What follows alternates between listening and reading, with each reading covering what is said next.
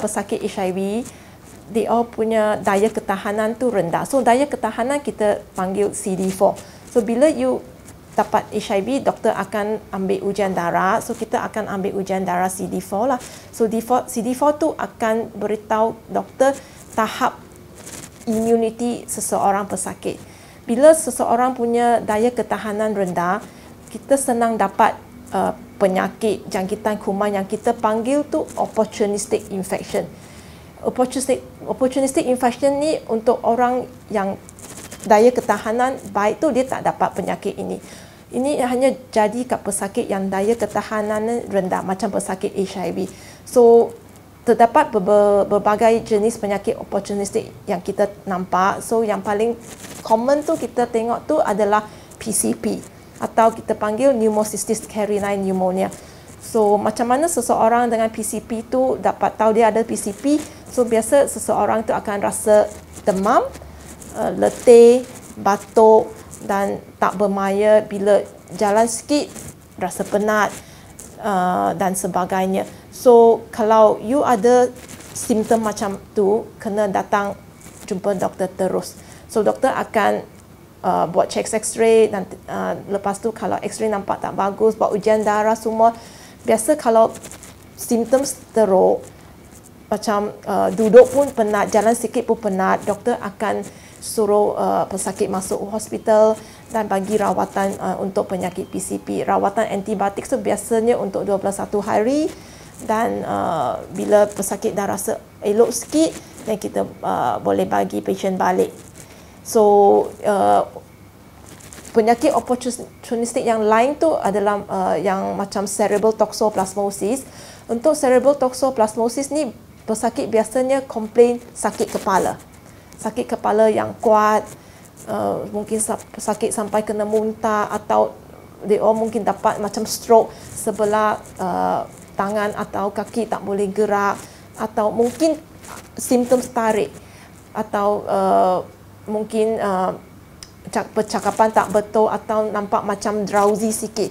So kalau you ada symptoms macam tu pun kena terus datang ke hospital. Doktor akan buat scan kepala, buat satu CT scan. Kalau CT scan nampak ada lesion kat otak dengan sikit edema kat otak, so doktor akan bagi ubat untuk cerebral toxoplasmosis. So dengan ambil ubat, biasa symptoms akan baik, sakit kepala akan kurang, lemah badan mungkin improve, seseorang itu mungkin boleh dapat jalan balik kalau mula-mula tu tak boleh jalan. Lepas 2 minggu, doktor akan buat satu CT scan kepala lagi nak tengok respon. Okay? Biasa kalau cerebral toxo dengan ubat, CT scan akan nampak ada improvement lah. Okay?